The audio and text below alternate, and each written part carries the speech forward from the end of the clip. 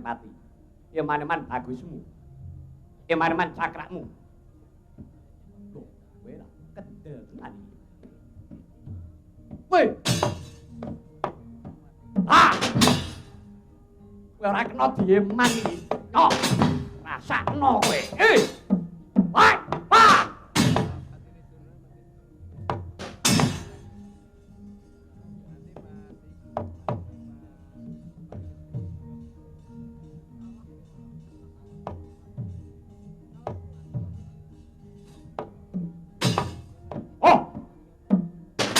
Loh, median. Wah. Wah.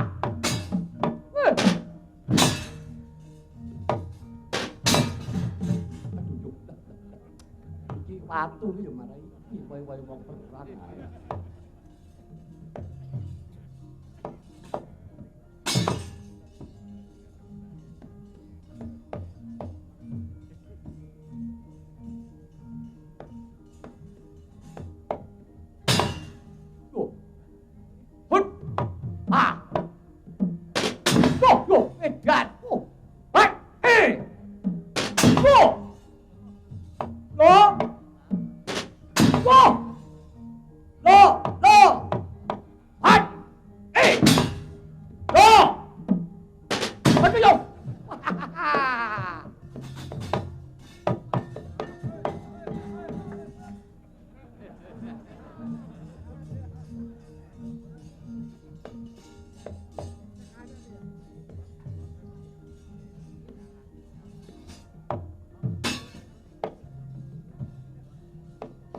Ban pusakaku keris dapur sarang suko brodol waduh kuwi.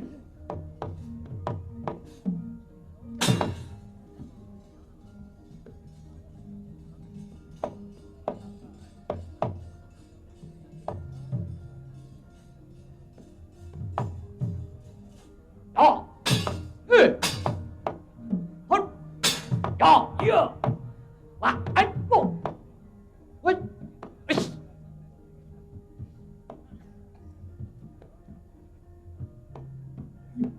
Ya jeruk menulu lho.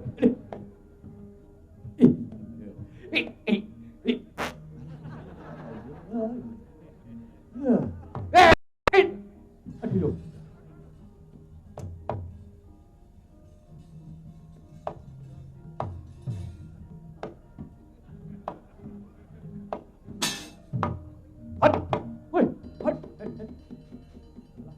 Mau dapat dhewe kok lali.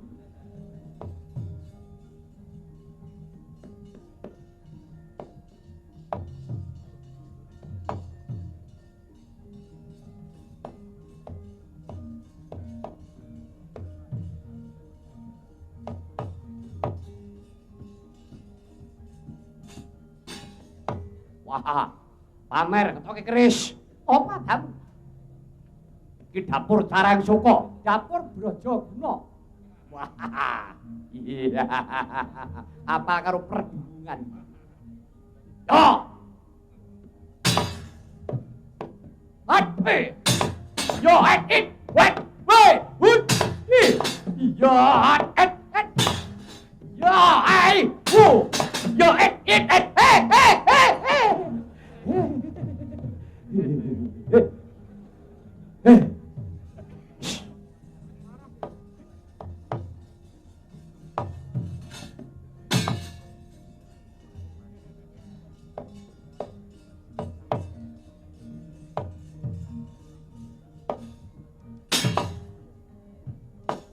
Yo, hut.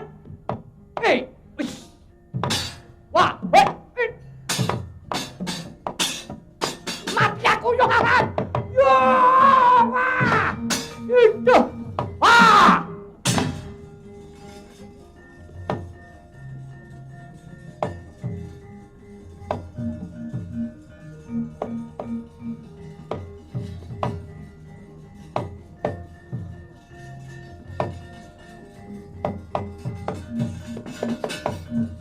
Supaya sinipi cocoban mawingo-wingono kotak mondarandir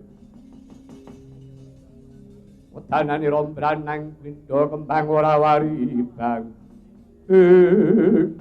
Kabeh para prajurit mundura. Tandangane dhewe. Patih Kala Baranjana. Ayanana kridaku ha. Leno panjwat tabrak do bantengan ilang nyawamu ha.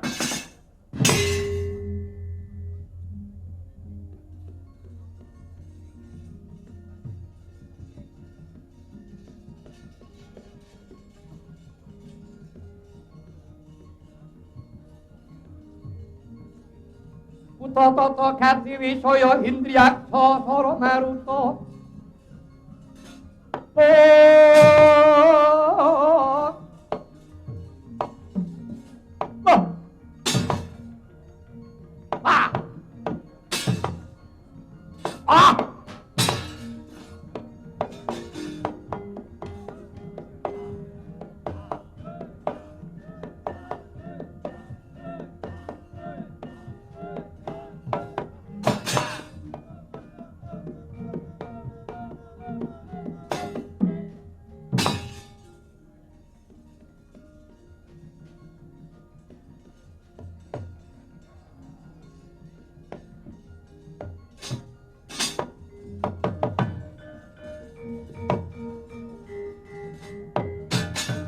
Patih Baranjana yim.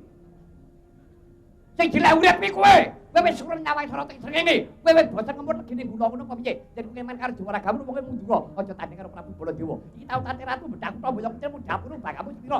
Ayo aja kowe maju. Ratu kok lah. Yo. Kok sik tak omong pisan ngene lho ah. Lani omong angele ra jamak.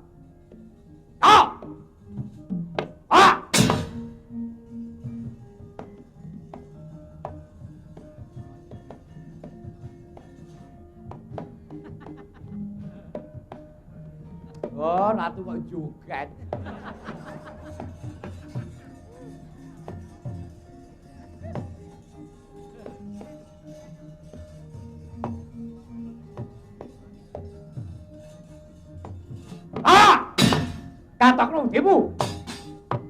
Katokno budimu. Ayo, no. Kurang bono nyurono, kurang gapan bedatnya, kurang sekti meguwa, ayo. Ampian kaya wong jana rebutan kaya menjangan mati ora-orane Baladewa gigrek wuluk salombo ayo. Sayuta mara sakete muril gane atiku. Ora bakal mati ning aku ndajat apa. Nemu buta kaya dapur kowe bagamu sepira ayo.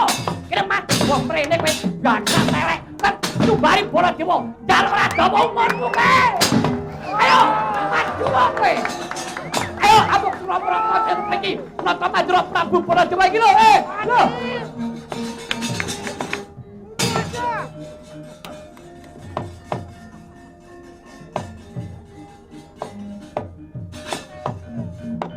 Lah ya ampun. Aduh. Dudu karepe dhewe. Diane dian. Gusti nyuwun ngapura.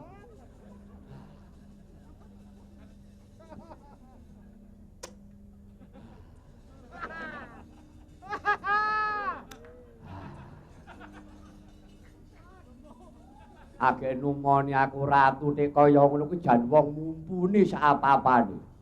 Nuwun sewu. Jenenge nek perang lambene kok ora mretoli tangane ngantemi sikile ndupaki lambene unek-unekke kok maju bar. Nek barune nek pijet entekke dit pira kuwi.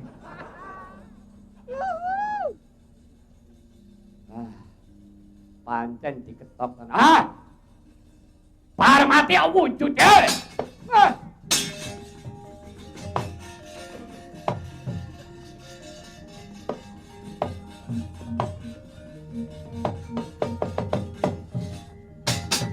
Sabari meneh kowe, kowe iki karepmu arep piye? Ora kena tak eman kowe. Yo, ora kena tak eman. Wis sumo namamu apa piye? Wis angok-angok karasan. Nyidam terbelo ayo, ora mikat jadwal.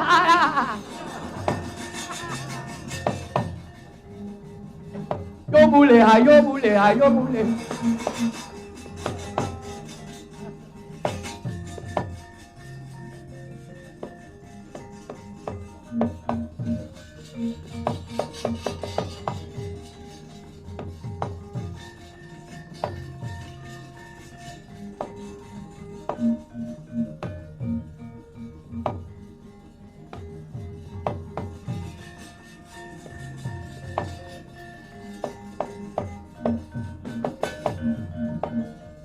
Patekala Baranjana wonten dawuh Gusti.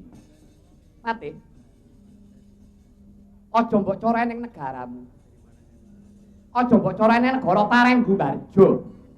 Kowe mung ngadol swara paribadan wong Parenggumarja tak. Mesti kabeh padha mundur ning ati-ati. Iki beda cacane beda mungsuhe. Inggih Sidul. Kula rumaos ngumun ing atasipun Narendra Mandura. Prabu Baladewa menika yen namung menungsa limrah ning gadhahi kalangkungan. Ngerti ya Prabu Baladewa kuwi duwe aji gelap sayuta, mbak kowe buta mesti ora duwe aji gelap sayuta. Sapa wae digetak Baladewa ora entek dayane arep roh. Panjen inggih dereng dipun menapak-menapaken nembe dipun pentelengi untuk lan pun krasa ngunduh. Kok saestu dereng dinapak-napakne nembe dipentelengi ngoten mawon. Weteng kula anak kula. Mundur. Tak rampungane dhewe perkara iki.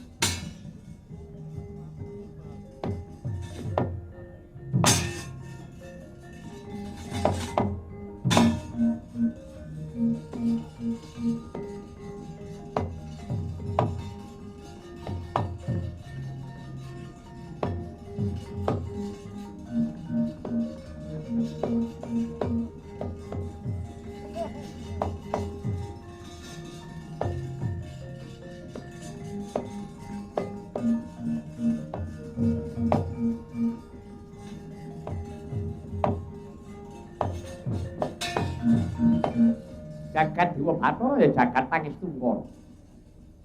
Para prajurit Pancala kalbu Pinata Mandura Prabu Baladewa.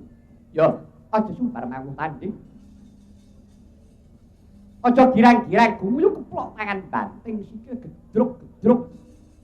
Supaya kuwi guyu damu. Nanging ora ngerti ya. Ayo, kasektenku tandingana, kuat nadai jemparing Kusara Maruta. Ora kelakon kendang kapratondang.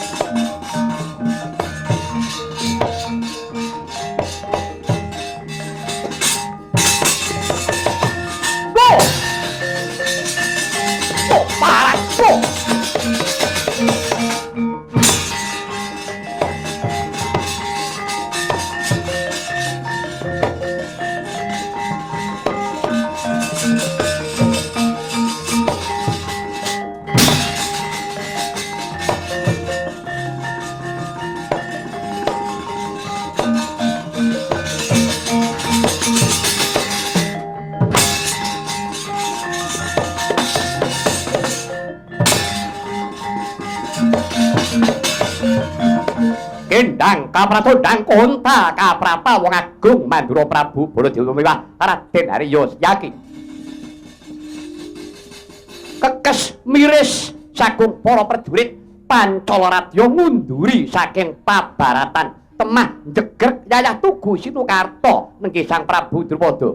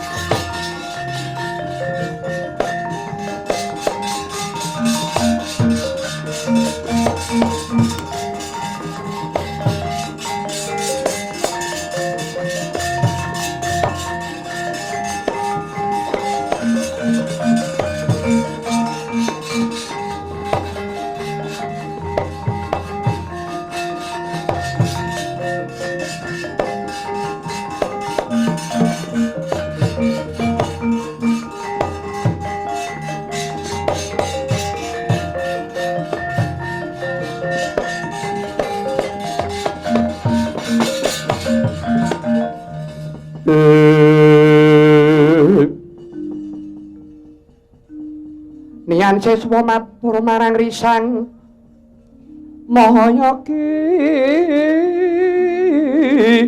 sang wipra kadiparan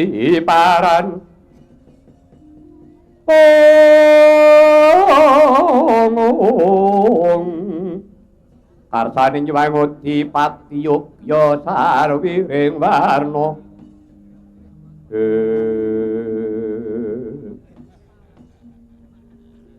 Patih Tresna Ketu wonten timbalan sing adhawuh Kanjeng Sinuwun. Piye Patih? Lalakon kok kaya mengkene, saya suwe, saya giwis. Saya tapis prajurit Pancala. Kurangane apa Sinuwunata Mandura Prabu Baladewa sing duweni kasekten luwih bisa kendhang kapracundang sepuluh Raden Setyaki. Wangune Sinuwunata Ndrawati Prabu Sri Bathara Kresna nungka kawan kendhange kadhange Werda Prabu Baladewa iki mau. Terus ingsun iki kudu kepiye, Patih? Mongko nyatane momongamu para Sri Kandi. Dheweke durung atur wangsulan ingkang gumathok. Dewa. Kepriye lelakon negara Pancala iki?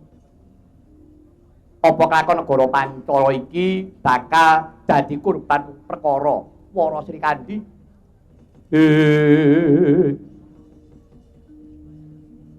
Kakyatri sang kapirang urinangkul kinempit kempit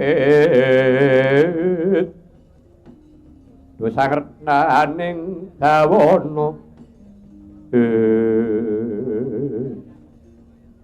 anakku ngir anakku Sri Kandi kamu nonton timbalan iki ngadawu mbok wis tongger kowe ora bebarung sinang kowe ora susah matur ngersane Kang Rama Kanjeng Ibu kula iki tumutangga jawab lampahan menika Kanjeng Ibu menawi kula boten saged ngrampungaken perkawis menika tegesipun kula menika ingkang dados tok sumbering dahulu kula ingkang dados tok sumbering dahulu lho Kanjeng Ibu nanging ora mengkono ngeling ana kowe bocah wadon kowe iki bocah wadon krupyuk kabutan tinjuk nanging boten kedah mekaten pangan dika ingkang kados ngaten menika tetela ngremehaken dumateng para putri menika ngremehaken dumateng para wanita alah kuwi apa meneh kuwi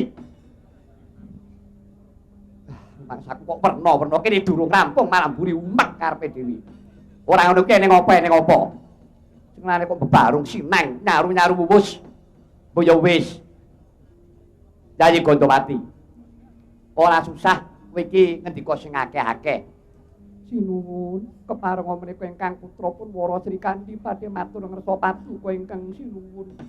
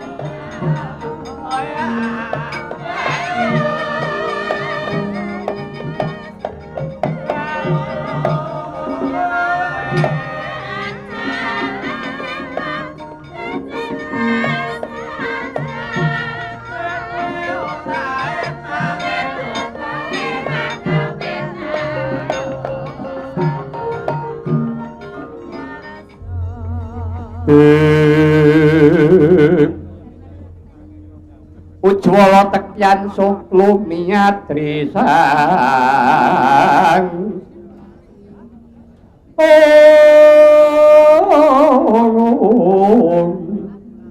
Sri Kandi karono liring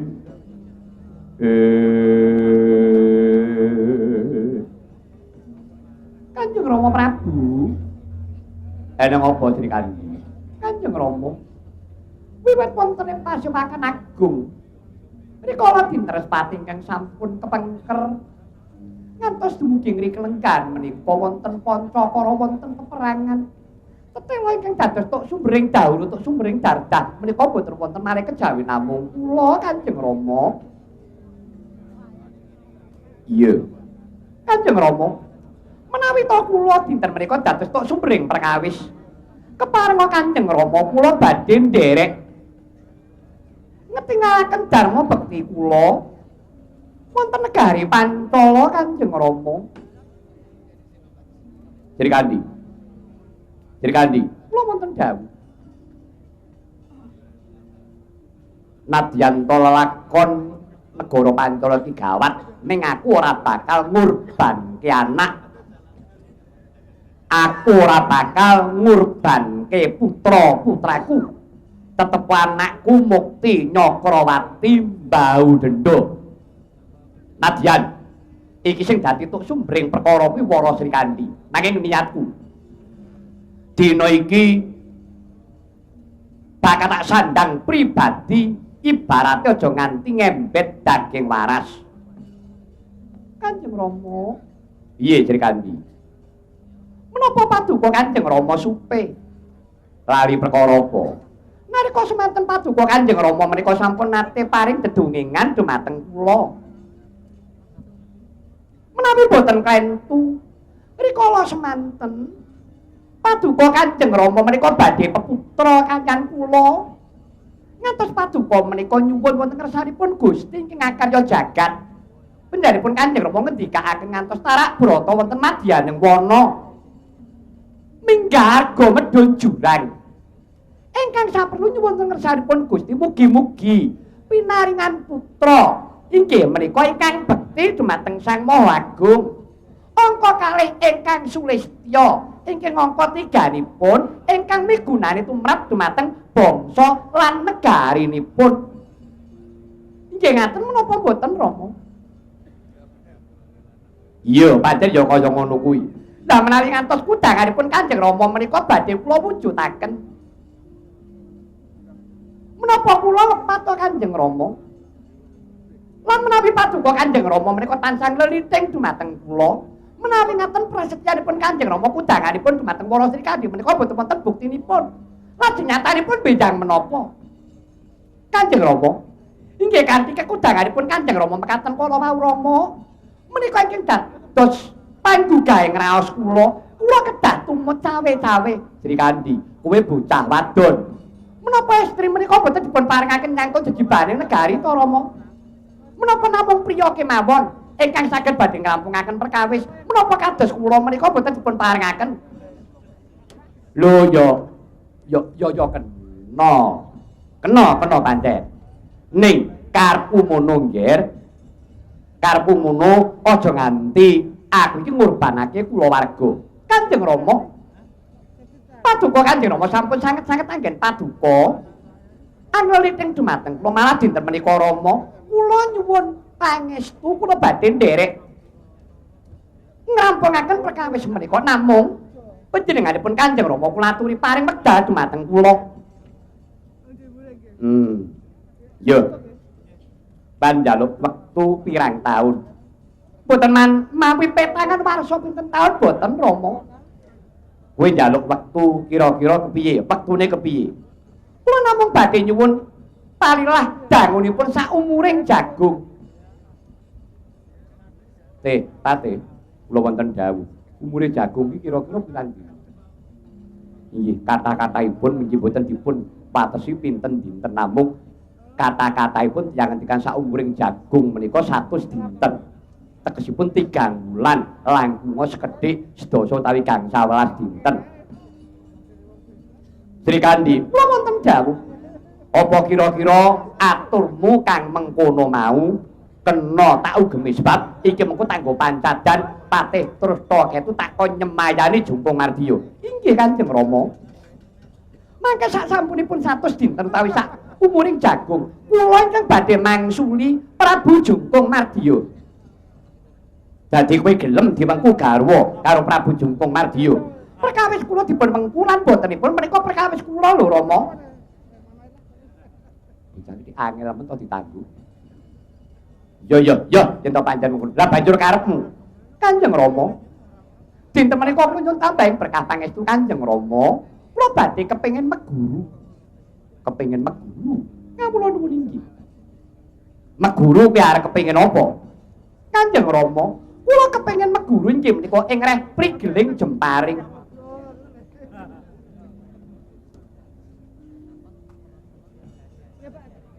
Kowe kuwi bocah wadon. Bocah wadon iki akeh gunane, akeh sambikalane. Jenenge wong meguru manah. Wong manah kuwi pancen diciptahaning satriya, diciptahaning para priya. Mbok ora susah kaya mengkono iki kepiye to Sri Kandi? Mboten Rama, menika sampun dados antep prasetyane manah kula. Lah banjur tukmu meguru manah menyang sapa? Kanjeng Rama, kula mireng dedongengan. Satriya ingkang kedunungan prigeling jemparing menika namung kalih. Yo. Siji inggih menika Narendra Parenggelung, setunggal Narendra Parenggelung Prabu Pagunadi. Lho, Prabu Pagunadi kawula nuwun inggih. Angka loro, angka kalih inggih menika Raden Paguna. Oh iya, Paguna karo Pagunadi kawula nuwun inggih. Nek Pagunadi kuwi Ratu Parenggelung, nek Paguna menika Raden Permadi nggih Raden Arjuna. Lah ra apa. Yo. Kenapa kok ora Prabu Pagunadi? Karena Prabu Pagunadi menika sampun gugur. Sampun tumugi ing sirna tanding kaliyan Raden Arjuna. Mila Kanjeng Rama, paduka Kanjeng Rama kula suwun berkah pangestu paduka sampun ngantos jubriya dumateng gesang kula. Lair batos kula kepengin inggih menika meguru. Ing reh prigeling jemparing lawan panjenenganipun Raden Arjuna. Oh iya. Ya. Ingsun nilani nggih. Ingsun nilani ning ngene yo nggih. Metu dalan kautaman Wara Sri Kandi, metu dalan kautaman kowe bocah wadon yo nggih. Kowe bisa ngreksa kawanitanmu aja nganti kowe engko ngucemake asmane wong Pancala, ora mung bapakmu ibumu, ning wong Pancala, bangsa Pancala kabeh iki reksanen. Sebab Kang Rama iki jumeneng ratu dudu ratine kulawarga. Aku iki dudu ratu ning kulawarga ning ratune bangsa. Ngerti? Inggih ngertos Rama. Yo yen panjenengan budhal. Pun tambahin berkah pangestu Rama. Yo lumintu pangestu pun bapa. Kanjeng Ibu nyuwun pangestu Kanjeng Ibu. Yo anak Sri Kandi tak pangestu ning muga bisa kasembah damini.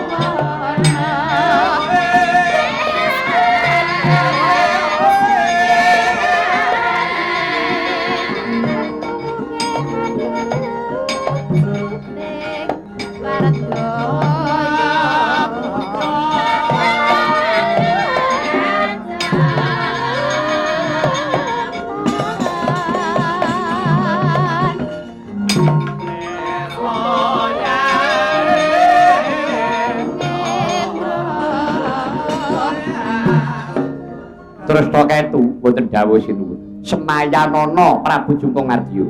Kon ngenteni sak umuring jagung. Mekaten sinuwun. Yo. Aja nganti sisip to Pati. Iya, wis tak dawuh paduka Prabu karo ngawit madha pasilan.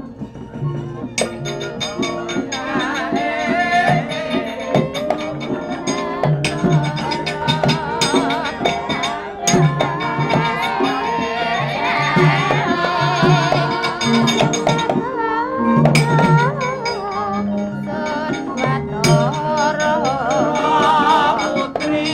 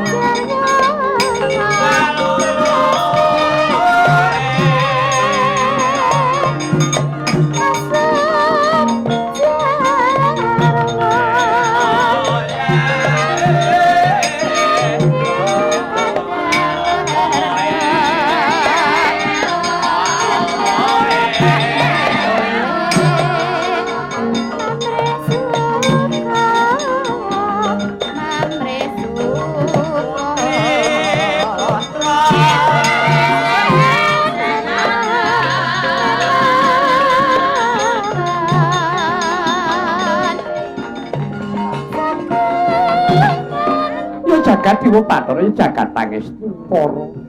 Semene abote Pancoban negara Pancala Radya.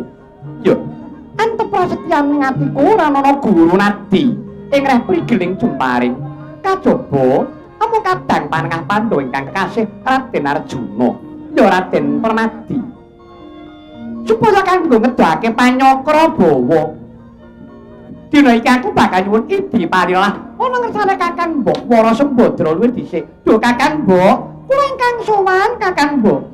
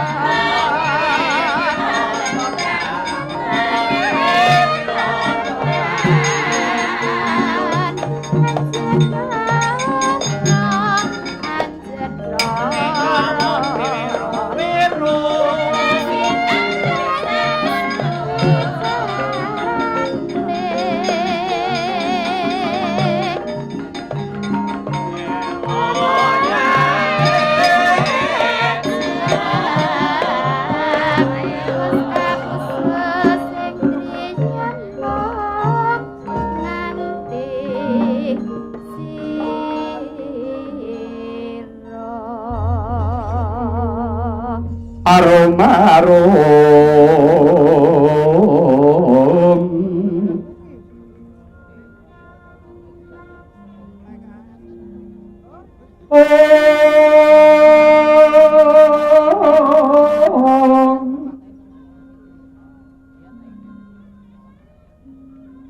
lumrang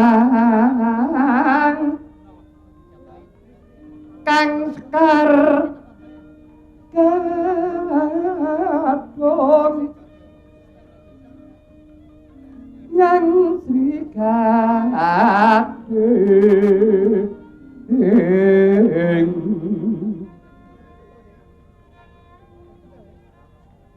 rarengganing taman sari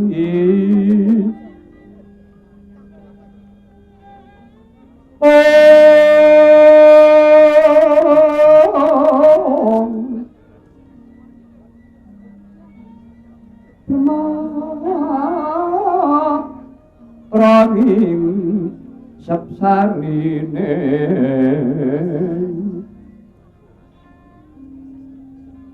Berengang pindha puji ning Brahmana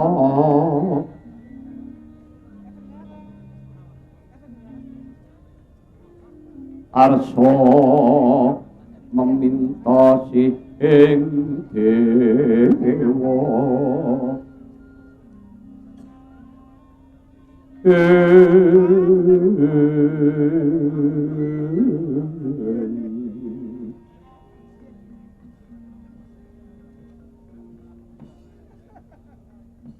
punapata mirah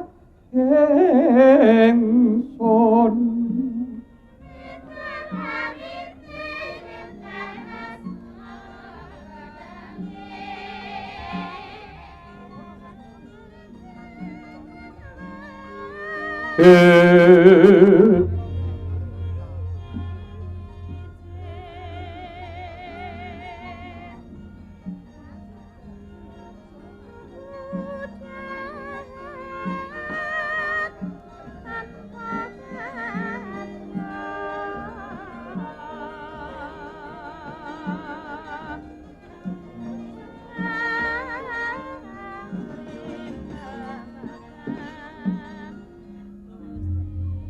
ampak-ampak sineblak maruta gegancangan anggono temah sirna sinapu dening soroting Sang Hyang Surya kang nedhem manjer tengange. Awa benter kawuran mendung kawawa weh Prabawa goreh kasatriyan Madukara. Lah punika ta warnanira kasatriyan Madukara ingkang mapan wonten ing Taman Banon Cinawi. Taman Banon Cinawi. Lah sinten ta ingkang lagi nginggaring garap penggalih. Punika ta warnanipun garwa Sang Arjuna. Kadang Ragil Mandura, kadang mudanira Sri Kresna. Ingkang asilih kusumaning ayu Dewi Wara Subadra, ya Brata Jaya, ya Lara Ireng.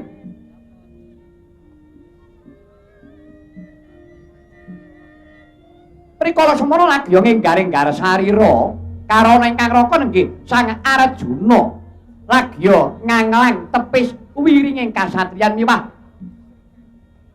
laladan negari Ngamarta ingkang rikala lenggan mangke lagi ke Taman Bancana. Gunung jugruk lemah longsor kali banjir ingkang pranyata akarya giris tintriming para kawula ing karang pradusunan.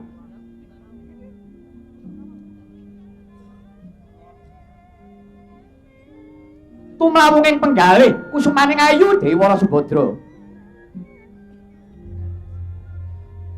Karana nderek mrihatosaken menggah ruharaning kasatriyan mimah rengkaning negari Ngamarta. Nedenge mangkono kedadak nalika semana kesarupratanira putri Pancalaradya kusumaning ayu Dewi Wara Sri Kandi ingkang daya-daya sumembah ing ngarsanira Sang Dewi.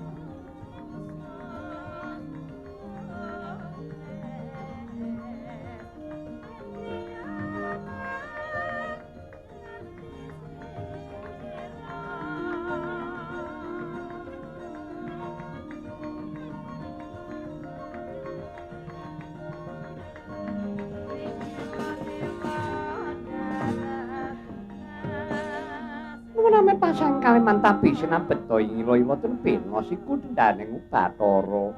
Kakang Mbok, kula ingkang swanten ngarsa paduka Kakang Mbok Wara Sembadra.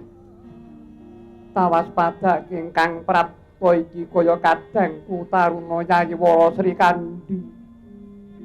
Kanthi karaharjan praptanira. Sri Kandi. Kawula nuwun inggih Kakang Mbok awisaken berkah pangestu paduka. Kakang Raharja Bisuman kula boten langkung. Kula ngaturaken sumungkeming tangan bekti kula mugi konjupa Kakang Mbok. Iya Yayi. Banget panarimaku Wara Sri Kandi. Kok janur gunung Yayi. Bayana wigati apa dene sajak sumengka lakunira. Kawula nuwun inggih. Mugi andadosna ing kauningan Kakang Mbok.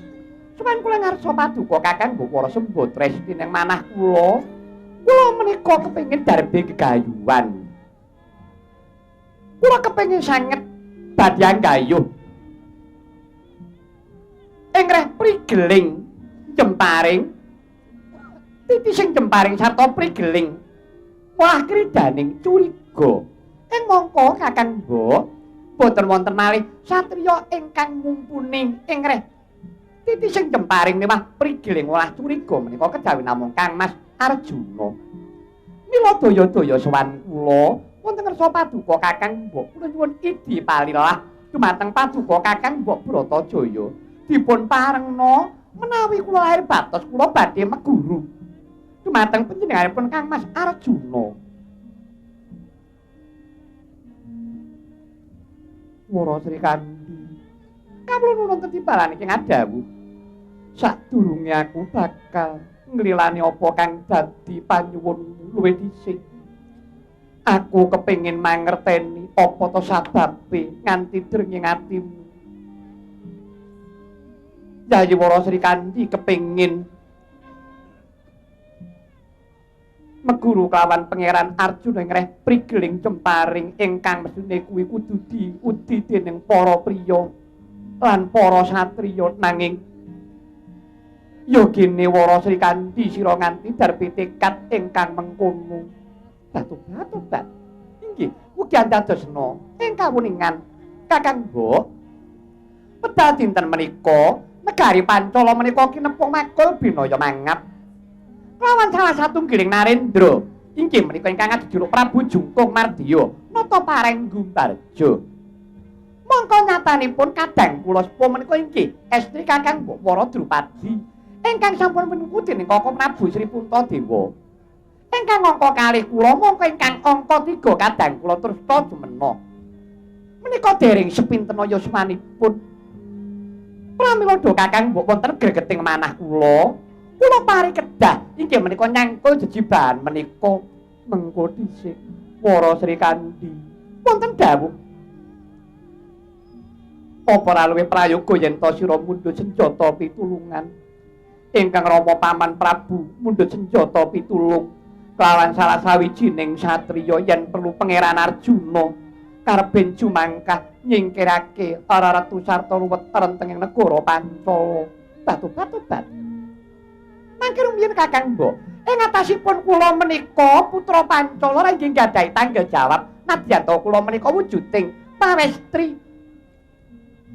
Namung raosing manah kula, rene kula menika dipun kudang-kudang kaliyan tiyang sepuh nadyan to kula menika mijil wanita. Sak saged-saged kula inggih tumut tanggung jawab ruwet rentenging negari. Mila wis saking menika do Kakang Mbok, kula gadhahi panjangka wondene. Kula sampun gadhahi panjangka boten saged kaleksanan sarta kula sampun gadhahi kasekten inggih prigeling jemparing nanging nyatanipun pari kedah kula tanding yudha kaliyan Jungkung Mardya kula kedah dumugi ing sirna inggih sampun nanging kula sampun mbuktekaken bilih kula menika inggih netepi darmaning kasatriyan tanggung jawab kula ing atasipun kula menika tiyang Pancala Kakang Mbok.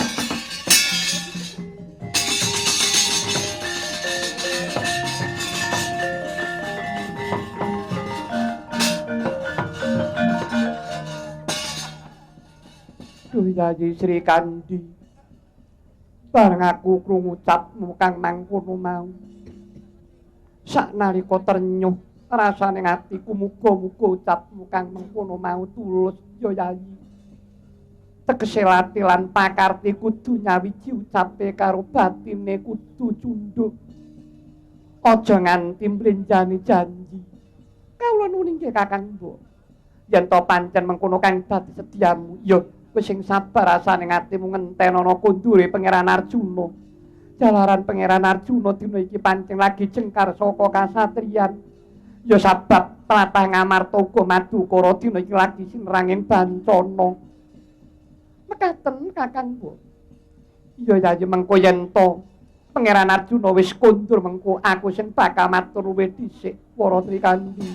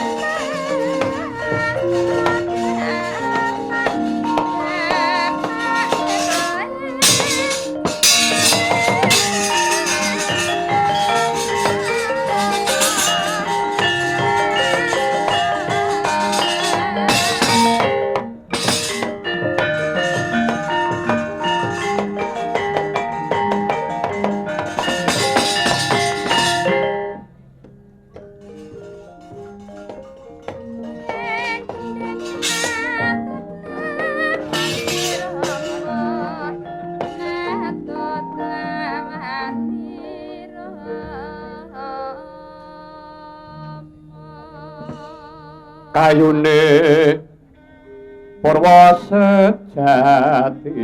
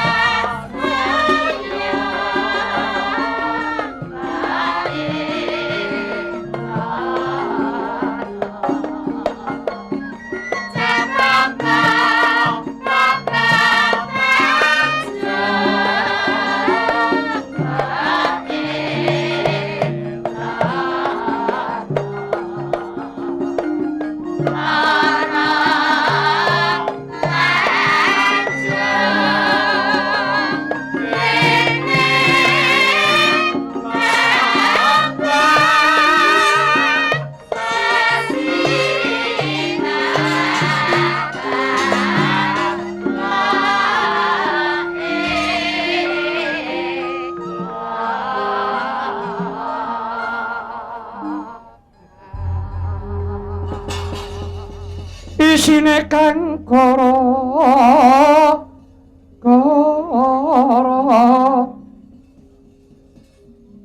bumi langit gonjang kanjeng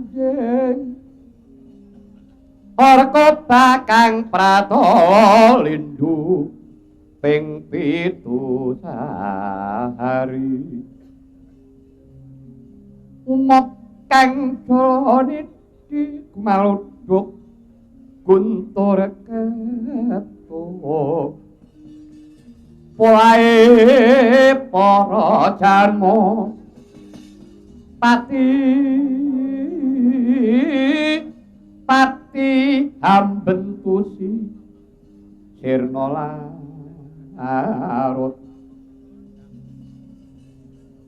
kadampo kang pon tawara sirep ingkang gara-gara binaruwi jeneng repan para panakawan catur ing samyang geguyon madyan marga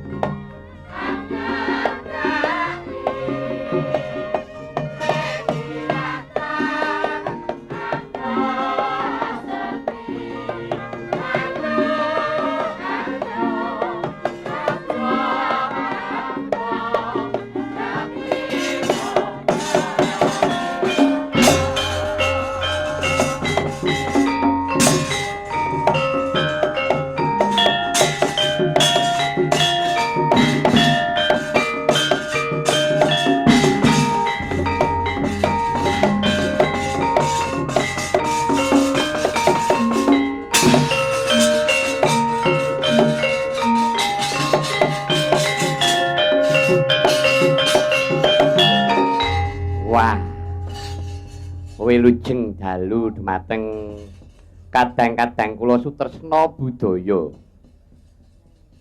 utaminipun ringgit purwa ingkang dalu menika kepareng nggih menika wungon wonten Departemen Perindustrian dan Perdagangan dalam rangka hari ulang tahun Korpri yang ke-31. Wah, ora maos kula nderek bingah kula nampi pakurmatan dalu menika diparingi terang. Wah, tur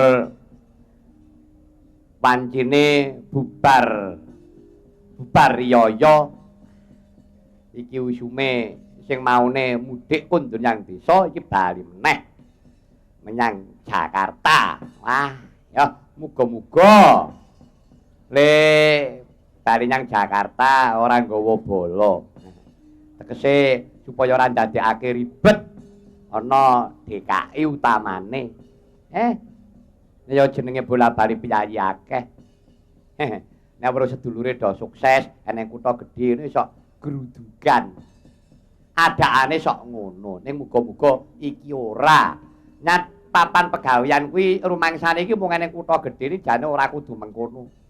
Baton gumregah mesti mamah. Wong urip gelem sumende gawe. sak gaweh-gawehane anggere ora keset ora bolet mesti ya entuk pangan watone awake dhewe ora pekewuh ora rikuh. Iya. Nggih, wara-wara rumiyin sakderengipun kula ngajengaken menika wonten wara-wara saking RRI Jakarta. Menika tanggal 21 Binjang-injang dalu menawi mboten klentu. Menika RRI Jakarta badhe wonten kirab dalang putri. Bedinipun menika kagem mahargya hari ibu mesinipun menawi mboten klentu. Inggih menika kirab dalang 3 putri sedaya ing antawisipun inggih menika setunggal. Adik kula Sri Rahayu Setyawati. Menika putranipun Pak Lik kula Kamsu Dewi Guna. Angka kalih inggih menika adik kula Tutik Cempluk. Menika inggih putra dalang. Menika taksih putra keponakanipun Kang Mas kula Suwardi Ki Ganda Darsana Ki Ganda Darman. Angka 3 inggih menika adik kula Kenik Asmarawati. Lan dalu menika dalang 3 kanthi lampahan Banjaran Kunti. Wah, Banjaran Dewi Kunti Binjang-injang dalu wonten halaman RRI Jakarta. Monggo keparenga para kadang-kadang sutresna budaya mangke keparenga mriksani ngiras panjenengan hari ibu.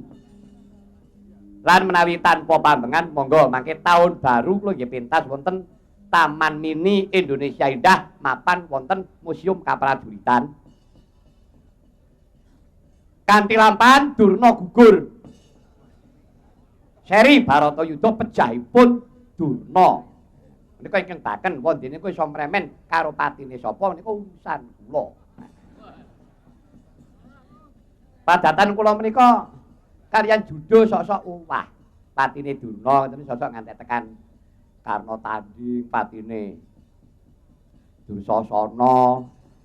Anggere sing nonton jek gelem dalange jek gelem terus dasare cucuk ngoten sok lali. Inggih. Durna Gugur nggih. Wah, mangke monggo keparenga rawuh wonten Taman Mini, wonten Museum Prajurit.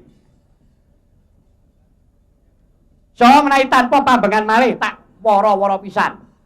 Sak bibaripun tahun baru menika mangke kula nggih badhe pentas malih tanggal selangkung inggih menika Januari. Menika tanggal selangkung Januari kula badhe pentas inggih menika wonten Estora wonten Gelora Bung Karno. Menika dalam rangka ulang tahun Marhen seluruh Indonesia. Hari ulang tahun Marhen seluruh Indonesia dipun pusataken wonten Gelora Bung Karno tanggal selangkung Januari. Lampanipun Kunti Prasetyo. Nah, judulipun Kunti Prasetyo. Nah, dan cateti lho Cak Kirun. Sampun. Aja. Uang muka sampun dipun tampi. Aja, syukur. Tanggal 31 malam 1 Januari benyan wonten Taman Mini. Heeh. Lan tanggal selangkung Gelora Bung Karno. Ya. Tanggal 1 Februari Heeh. Bowo kecekel. Kecekel. Kowe iki jane nek karo bawa nek kaya musuh jane rombongan apa? Mboten dek anu kira lak iri. Heeh. Kula nadyan ngeten ten desa niku sukses. Anak telu mentas kabeh. Niki lho. Wah. Mas Oh, Pedro. ngono. Nyambut gawe benyan awak ngendika. Ya. Nggon gawean ora kota besar. Ah. Masih ning desa. Ning desa. Gelem ngakuni alhamdulillah. Ya alhamdulillah. Iya, anak telu. Wis mentas kabeh. Mentase piye, Wo? Sing Nggih. nomor 1. Nomor siji, lanang. Sakniki sampun nyambut damel ten Dipenda. Wah, yang Dinas pendapatan. Pendapatan Daerah. Wah. Sing nomor loro lanang nek. Sing nomor loro lanang Heeh. wonten di Perindak. Departemen Perindustrian dan Perdagangan. Heeh. Sing Sing- nomor telu wedok. Sing Hah? wedok nika diperkosa. Oh. Lho. Sik ta, kok wowo diperkosa kok wowo. Lah berarti rusak ngono kae. Walah. Iku jenenge pikiranmu ngeres. Sing maksude diperkosa iku wonten ing Dinas Perikanan Kota Samarinda. Wah. Singkatan to. Nggih. Ya. Nggih. Perkosa. Oh iya. Wah, bareng. Lho, nyatane ngoten lho Bu. Iya. Ning mboten kok saged sak monten lho Bu Wal. Nuwun Nggih. sewu Mas Petro. Pripun? Sekarang itu wanita selangkah lebih maju. Ya. Bener. Iya dah. Ya. Jadi nggak ngumunake kalau di negara kita RI 1 putra wanita terbaik Indonesia Ibu Megawati Soekarno Putri. Ya. Iya. Menteri wanita begitu banyak. Contohnya Menteri Delinda ini. Ibu Rini Suwandi. Ini wong lanang nek ora introspeksi akan dikalahkan wanita. Bener. Sik, Mas Kirun, Nggih. aku tak melu usul. Nggih. Kuwi pancen bener. Saiki bapak-bapak kuwi kalah karo ibu contone nggon gending. Ya ta? Nggih. Gending sing apik-apik mesti ibu. Contone Ibu Pertiwi. Eneng meneh, eneng. Ibu kita Kartini. Ya ta? Mesti Nggih. apik-apik. Mas Apik tur jangan wanita itu selalu disebut. Ayo. Mesti ibu nek kok apa nggon bapak kuwi entuk tembang Nuwun iki sewu nggih, pocong. namung setunggal. Pocong kuwi ditangkem-tangkemke. Bapak pocong cangkeme. Mila saking menika sejak zaman Rasulullah sallallahu alaihi wasallam. Wah, dalil Hadis terus. Nabi menyebutkan Ah. surga terletak di telapak kaki Ibu. Bener. Bener. Di telapak kaki bapak. Ah, Gak ah. ono. Ora Ibu ono. kota Indonesia adalah Jakarta. Jakarta. Ibu kota. Ibu. Ibu lagi. Ya. Yang disebut wanita tiang negara nek wong lanang tiang jaler. Oh iya. Ibu maneh yang disebut wanita sebagai tiang negara loh. Iya. Enek meneh dari Sabang sampai Papua disebut Ibu Pertiwi. Oh. Ora enek Pak Pertiwi. Iya. Driji ki 5. Ya. Jempol ki Ibu Jari. Jari. Iku sing apik. Ora enek Pak Jari. Ya, Wong ono. ira teko. Sitok tok sing disebut bapak pucung kuwi mau Oh. cilik wong tengil ra iso. Oh. Terus dipuneni elek. Tapi nyun sewu, Apa? bapak iki duwe pelabuhan Apa? Gili Manuk. Iku teke sapa mosok teke ibu. Wah, bawa. Dalam. Kowe wis tau ngemut kok ngene iki, Wong. Ora kuwi tok. Apa? Surabaya ki enek kampung kanggo wong lanang tok. Apa? Manukan. Lah. Ora enek kok. Babonan ku ora ono. Ning nuwun sewu panjenenganipun ngaten Mas Petro. Piye? Panjenenganipun kita harus bisa introspeksi Betul. mulut sarira Angrasa wani. Bapak-bapak ini. Wanita itu selalu disebut. Kenapa wong wedok di bojo disebut istri? Ya. Apa sebabe? ISTRI. Apa? Ingatkan I. suami tetap rajin ibadah. Oh ya. Wong lanang suami SUAMI. Ya. Segala usaha untuk anak maupun istri. Wah, Duwe iya. putra disebut ibu. Ah. IBU. Ah. Ikhtiar bisane utama. Ya. Wong lanang bapak. Ah. BAPAK bisane anak padha antuk kamulyan. Rumah tangga dilandasi oleh cinta. CINTA ciuman indah namun tetap abadi. Abadi. Ya. Ngene iki lah aku nyatet 3 dina goblok. Iya. Ya Apa kok disebut priya? apa? Iku wong lanang. Iya. Tegese? Lah nggih, Oh, priya kok niku tidak. wong lanang. Mula Mas Petruk ngendika wong Ya. aja nganti koncatan katresnan. Ya, betul. Aja nganti koncatan kecintaan atau Ya. kesayangan sesamanya. Betul. Ya. Hidup tanpa cinta bagaikan langit tanpa bulan. Oh. Ya. Cinta tanpa pernikahan bagaikan sayur tanpa garam. Ya. Cinta tanpa ciuman bagaikan numpak becak gak katoan lagi. Oh. Sing Sing kari iku ya. Ki hubungane ki numpak bicara katuan ki apa? ya ora usah dihubungke. Ya isis. Wah, sik. Pokoke anu, tak kirun. Nggih, Iki pupung kancane ya komplit. komplit. Komplit. Sik. Klendro pelok. Lendro pilok. Paranggono jiro lupat 8 tambahan bibit paranggono. Ya. Iya. Niki Pitugel. niki sak tugel niki. Menik-menik. Nah. Awas, iki coba Lah niku menok-menok. Umpamane sing iki nyempruk. mboten sing niki niku ibarate kutilang darat. umpama manuke. Iya. Apa kuwi? Kurus tinggi langsing tapi dada rata. Ya. Nek bual jinak Kutilang dapur. apa? Kurus tinggi langsing dada siap tempur. Bu, ya. Bu. Nek sampeyan mboten wani napuk bobogen. Dasare bualke Isuzu Panther. Apa wae? Isuzu Panther. Sungguh-sungguh pantatmu bikin gemeter, Bu. Wong edan iki. Saya bengi saya horor. Monggo dipun tanjakaken Mas Petrus. Ya, sik. Lindro pateti sanga. Wanci magrib aja menyang sendang akeh ulane sawa. Mumpung urip nanggapa wayang insyaallah nek mati munggah suwarga. Yen ngono tenan kuwi bejo senimane.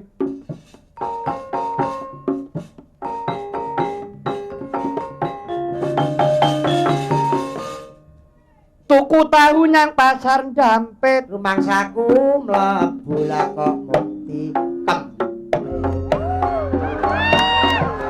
Pinarak nengga ingkang sekeca midhangetaken hitungan.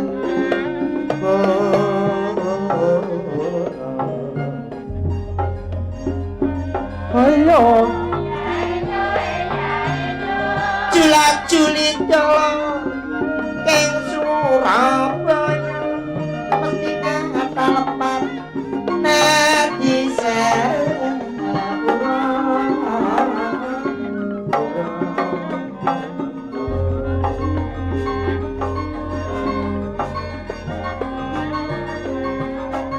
Perindah iku kantore bareng bangun bangsa lawan negara.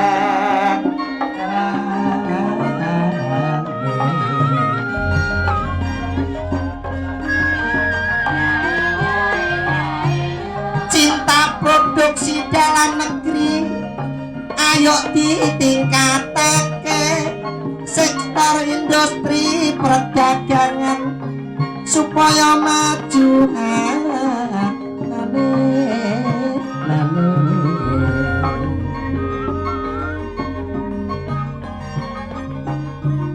Ibu Rini Swanti iku mentarine yen Pak Sudar iku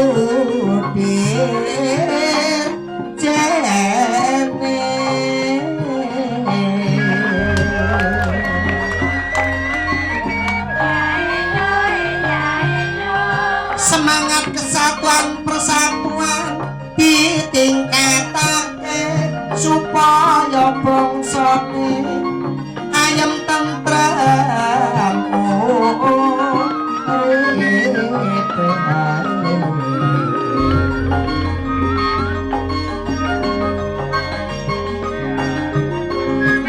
Alon-alon watone kelakon kocak narto sing alon. retek leng. Eman-eman Yo, eman-eman kabeh produksi pangan sing dadi tujuan. Nanging unine bonang gender lan peking kenong lan gambang iku mono arane gamelan dijogeti kanggo klenengan. Elo aja sadang ngapusi elo mengko keton laten demburi ketu biru aja disikat nek disikat eman bludrune duwe bojo lemu aja dibegat nek dipegat eman lumbruke. Elo sawone dipangan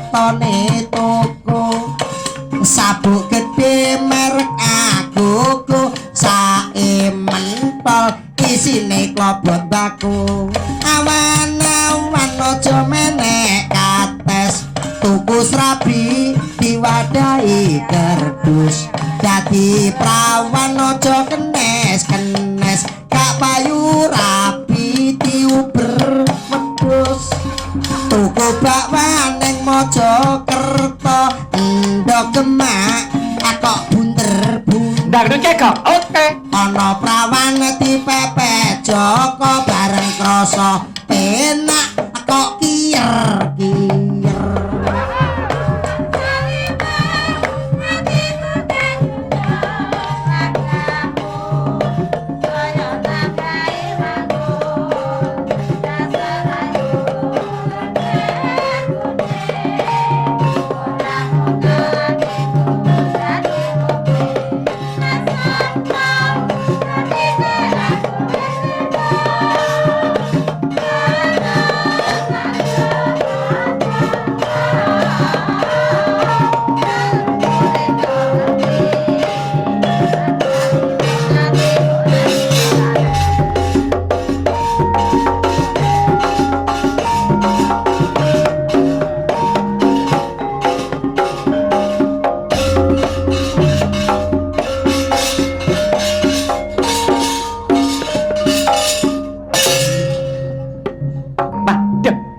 jan iki mau jula-juli ya Truk iya jula-juli cak kira niki mau sing itu jan komplit nganggo kidungan nganggo tretek nganggo dindang duce ya awake dhewe ngiras pantes iki ra isih ana jroning sasi Sawal ta Truk awake dhewe nyuwun pangapura ya iya kabeh kaluputan iya kang gareng awake dhewe iki menungso pancen akeh lupute ya kok